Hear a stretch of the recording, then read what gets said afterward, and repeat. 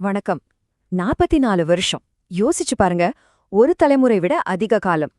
இவ்வளவு நீண்ட காலத்துல ஒரு நாட்டோட தலையெழுத்தையே மாத்தி எழுத முடியுமா? முடியும்னு நிரூபிச்ச வசப மன்னனோட கதையை தான் இன்னைக்கு நம்ம கொஞ்சம் விரிவா பார்க்க போறோம்.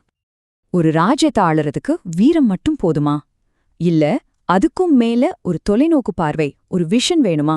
வசப மன்னனோட அந்த 44 வருஷ ஆட்சி இந்த கேள்விக்கு ஒரு அருமையான பதில் அமைஞ்சிருக்கு. வாங்க, அதுக்குள்ள என்ன இருக்குன்னு பார்க்கலாம். சரி, அப்போ யார் இந்த வசபன்? ஒரு புது சகாப்தத்தையே உருவாக்குன அந்த மாபெரும் மன்னனோட கதை எங்கிருந்து ஆரம்பிக்குது? வாங்க பார்க்கலாம். வசப மன்னன் இளம்பகர்னர் அப்படின்னு ஒரு குலத்தை சேர்ந்தவர். இவங்க யாருன்னா, அந்த காலத்துல நாட்டோட வரலாறு, முக்கியமான ரெக்கார்ட்ஸ் எல்லாத்தையும் பராமரிக்கிற ஒரு அறிவார்ந்த குலம். ஆனா இங்கேதான் ஒரு ட்விஸ்ட். அந்த குலத்திலிருந்து ஆட்சிக்கு வந்த முதல் மன்னரே நம்ம வசபம்தான். வசபன் ஒரு பெரிய இடத்து குடும்பத்துல தான் பிறந்தாரு. அவரோட மாமாமே நாட்டோட சேனாதிபதி. அதனால அவருக்கு பவர் எப்படி வேலை செய்யும், அரசியலோட நிழிவு சுழிவுகள் எல்லாம் நல்லாவே தெரிஞ்சிருந்தது. ஒரு புது தொடக்கமா அவர் அரியணை ஏறினது மட்டும் இல்ல, கிட்டத்தட்ட அரை நூற்றாண்டுக்கு ஒரு நிலையான ஆட்சியை கொடுத்தாரு. வசவனோட பேரு இன்னிக்கும் வரலாற்றுல நிக்கிறதுக்கு காரணம் அவர் கட்டின கோட்டைகளோ அரண்மனைகளோ கிடையாது. அதுக்கு காரணம் அவர் மக்களுக்கு கொடுத்த ஒன்னே ஒண்ணுதான், அது தண்ணீர். வாங்க, அவரோட அந்த பிரம்மாண்டமான நீர்ப்பாசன சாதனைகளை பத்தி கொஞ்சம் பார்ப்போம். பழங்கால இலங்கையில தண்ணிங்கிறது தங்கத்துக்கு சமம். ஏன்னா எல்லாமே விவசாயம்தான். அப்போ யார் கையில தண்ணி இருக்கோ அவங்கதான் உண்மையான ராஜா. இந்த விஷயத்த வசபன் ரொம்ப தெளிவா புரிஞ்சு வச்சிருந்தாரு. அவர் கட்டின பெரிய குளங்களோட எண்ணிக்கை என்ன தெரியுமா? 1 2 இல்ல, மொத்தம் 11. அனுராதபுரம் பக்கத்துல இருக்கிற மகவிலச்சு குளம், மானங்கட்டி குளம் மாதிரியான பிரம்மாண்டமான குளங்களை கட்டி விவசாயத்தோட முகத்தையே மாத்திட்டாரு. இதனால பஞ்சம் போச்சு, மக்களோட எண்ணிக்கையும் பெருக ஆரம்பிச்சது.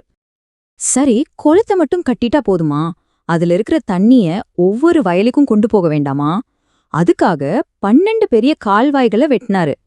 யோசிச்சு பாருங்க, இது வெறும் ஒரு கட்டட வேலை இல்ல, இது ஒரு மிகப்பெரிய இன்ஜினியரிங் பிளானிங். அவரோட திட்டங்கள் எவ்ளோ பெருசுன்னு புரிய வைக்க ஒரு உதாரணம் சொல்றேன். எழகர கால்வாய்னு ஒன்னு, அதுக்கு இன்னொரு பேரு ஆலிசார கால்வாய். அதோட நீளம் மட்டும் 30 மைல். அந்த காலத்து டெக்னாலஜியை வச்சு இவ்ளோ பெரிய ஒரு ப்ராஜெக்ட செஞ்சு முடிக்கிறதுங்கிறது நம்மால நினைச்சு கூட பார்க்க முடியாத ஒரு சாதனை.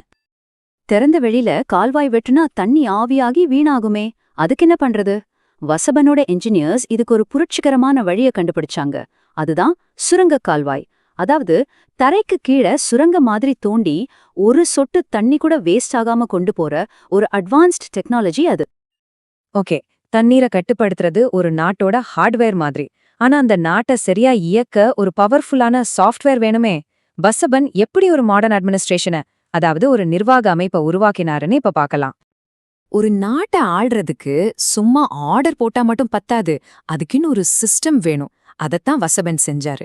நாட்டை சின்ன சின்ன மாகாணங்களா பிரிச்சு அதுக்கு அதிகாரிகளை நியமிச்சாரு. ரொம்ப முக்கியமா முதல் முறையா ஒரு முறையான வரி சிஸ்டத்தை கொண்டு வந்தாரு. அரசாங்கத்தோட தண்ணிய பயன்படுத்துறவங்க வரி கட்டணும்னு சொன்னாரு. இதனால அரசுக்கு வருமானம் கிடைச்சது. அந்த காசை வச்சு இன்னும் நிறைய நல்ல திட்டங்களை செய்ய முடிஞ்சது. இதேதோ நம்ம கற்பனையில சொல்ற கதை இல்ல. யாழ்ப்பாணம் பக்கத்துல வல்லிபுரம்னு ஒரு ஊர்ல ஒரு தங்க பட்டயம் கிடைச்சுது.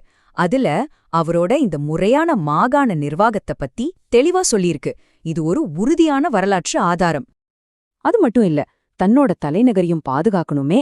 அதனால அனுராதபுரத்தை சுத்தி பெரிய பெரிய மதில்களை கட்டுனாரு. அந்த பழைய சுவர்களோட மிச்சத்தை நாம இன்னைக்கு கூட அங்க பார்க்கலாம்.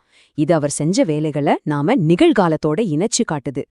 சரி, ஒரு ராஜானா வெறும் திட்டம் சட்டம்னு மட்டும் பேசிட்டு இருக்க முடியுமா?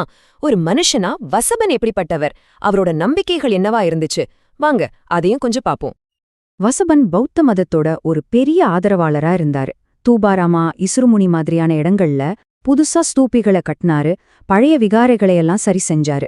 இது வெறும் ஆன்மீக சேவை மட்டும் கிடையாது, இது மக்களோட நம்பிக்கையை சம்பாதிச்சு தன்னோட ஆட்சியை இன்னும் வலுப்படுத்திக்கிற ஒரு ராஜதந்திரம் கூட.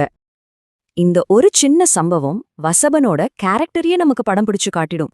எந்த மல்லிகைப்பூவுக்கு வாசனை அதிகம்னு ஒரு சிம்பிளான கேள்வி வருது. இதுக்கு அவரு சும்மா தோராயமா பதில் சொல்லல.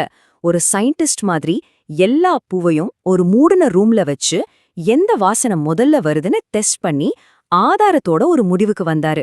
இது காட்டுது அவர் எவ்வளவு ஒரு பகுத்தறிவு சிந்தனையாளர்னு. சரி, இப்போ நாம இந்த பகுதியோட கடைசிக்கு வந்துட்டோம். வசபனோட அந்த 44 வருஷ ஆட்சி நமக்கு விட்டுட்டு போன விஷயம் என்ன, அவரோட லெகசி என்ன, அத ஒட்டுமொட்டமா சுருக்கமா பார்க்கலாம். சுருக்கமா சொல்லணும்னா, வசபன் ஒரு வம்சத்தையே ஆரம்பிச்சு வச்சாரு, தண்ணி பாசனத்துல ஒரு புரட்சிய செஞ்சாரு, நிர்வாகத்துல பல புதுமைகளை கொண்டு வந்தாரு. அதனாலதான் அவரோட ஆட்சிய ஒரு புதிய சகாப்தம்னு சொல்றோம். அதுக்கு காரணம் இந்த சாதனைகள் தான். கடைசியா இந்த ஒரு கேள்வியோட நான் உங்களை சிந்திக்க வைக்கிறேன். ஒரு தலைவனோட பெருமைங்கிறது அவன் கட்டின பெரிய பெரிய கோட்டைகள்ல இருக்கா, இல்ல அவன் மக்களுக்காக உருவாக்குன ஒரு வளமான எதிர்காலத்துல இருக்கா? வசபனோட கதை நமக்கு என்ன சொல்லுது? நீங்களே யோசிச்சு பாருங்க.